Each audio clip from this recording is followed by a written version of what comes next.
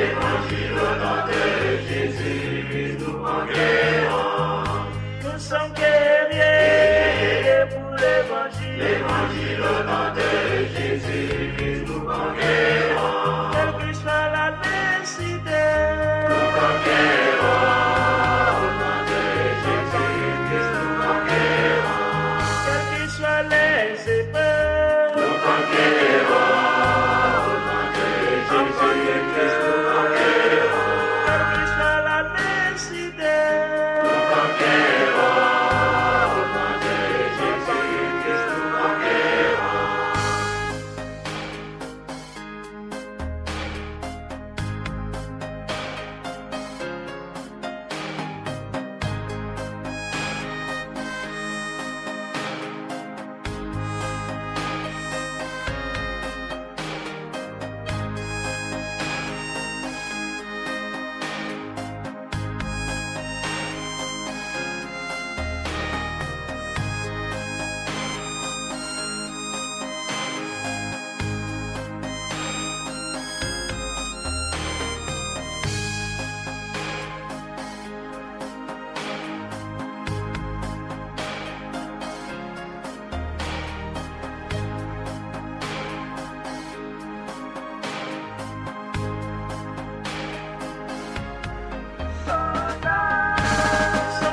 soldats pour l'évangile. Évangile au nom de Jésus, nous conquérons.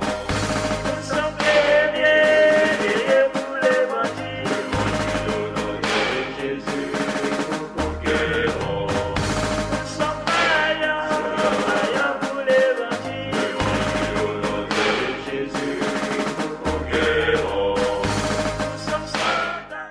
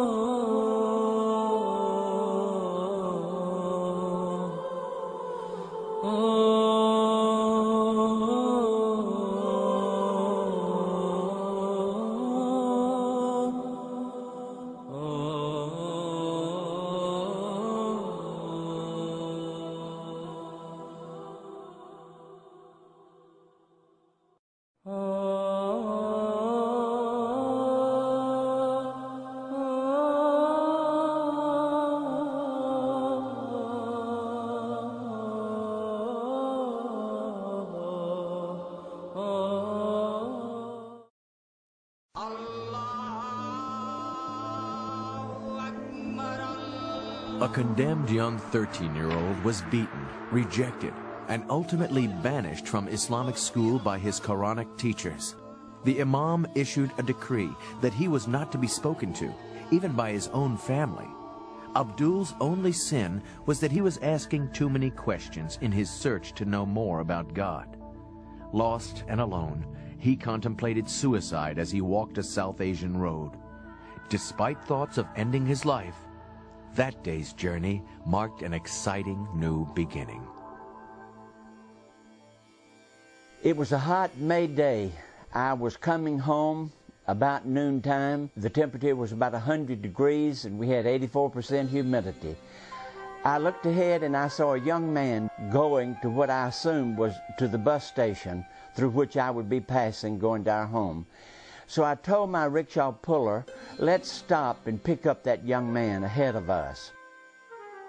When I was on the rickshaw and I was talking with him, and he talked with me so nicely, and he was so, just so good. And I had a feeling, how? I'm a condemned man. Nobody wanted to talk with me. And this man, why he's so good to me? I was really doubt about him. Is he a man or angel? So when I was sitting on the rickshaw, and now and then I was touching his hand to be sure he's a man. By day's end, Tom and Abdul had struck up a friendship. At a later encounter, Tom gave Abdul a Bible.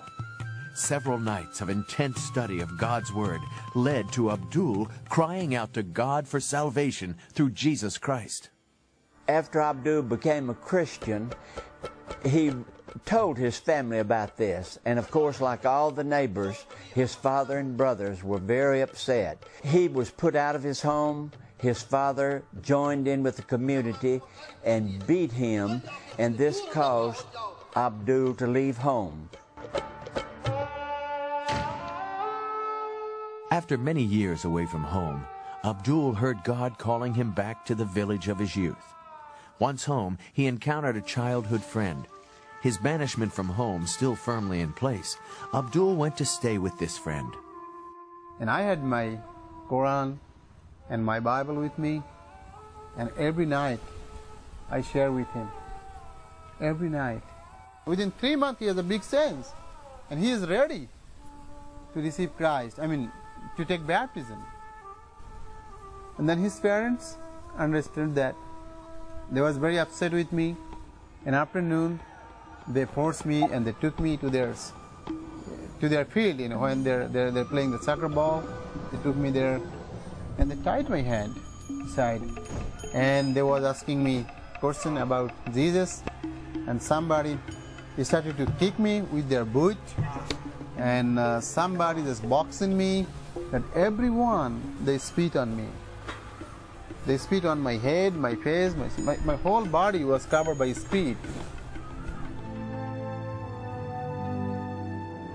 When Jesus was crucified there and said, "Father, forgive them, they do not know what they are doing." I had the same vision because they do not know what they are doing. And I was praying for them. I says, "Please God, help them to understand.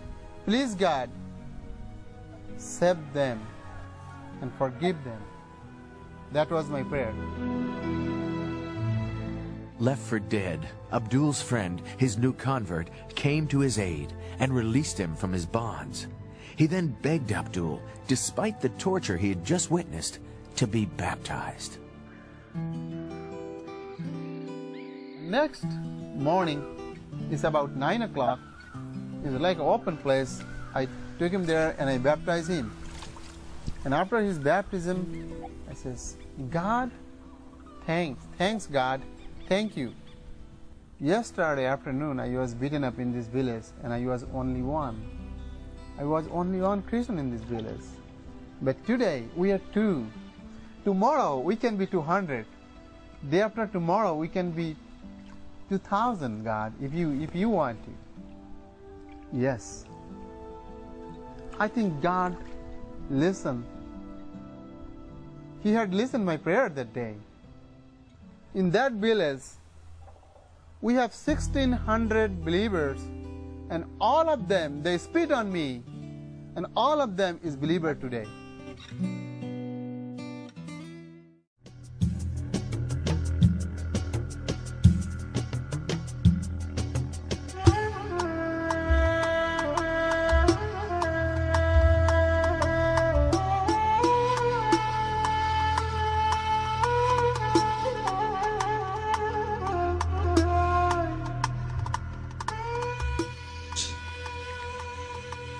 Que les islamistes font très bien.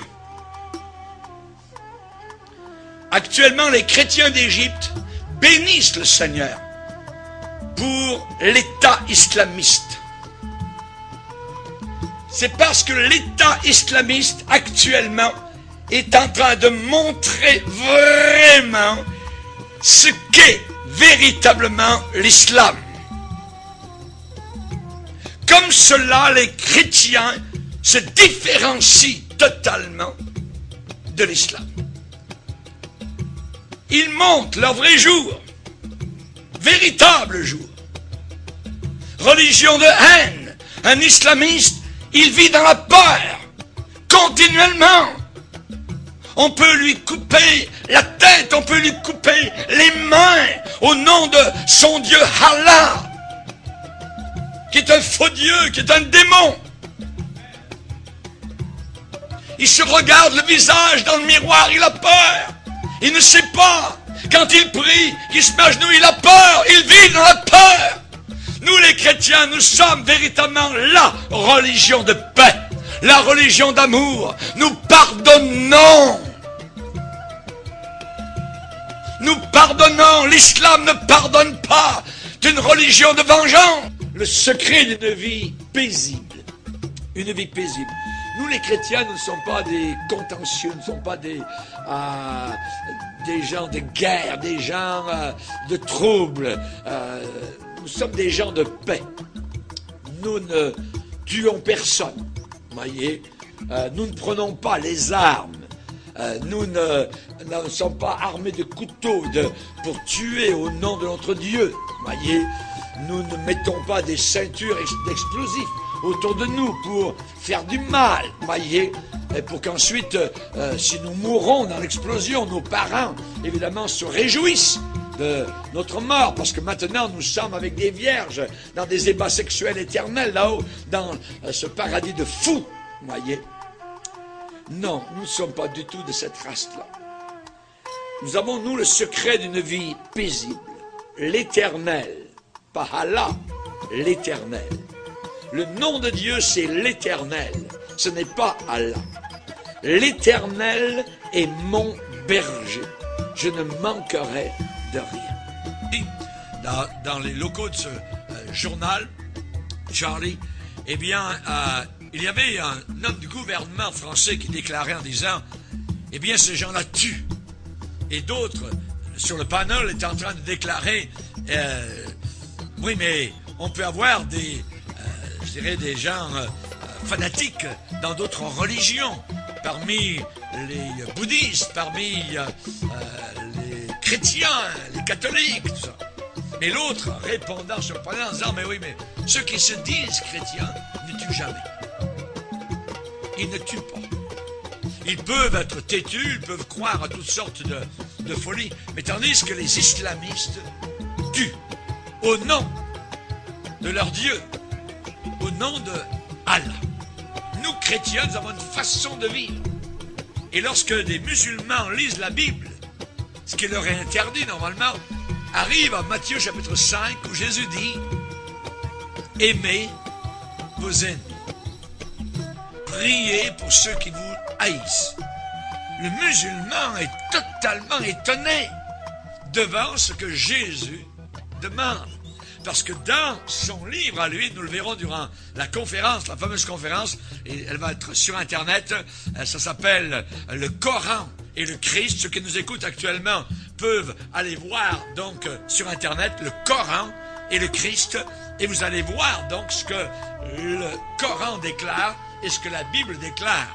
Si vous descendez dans le Coran, vous descendez dans un enfer. Quand vous lisez la Bible, vous prenez une bouteille d'oxygène céleste, de pardon, de libération, voyez.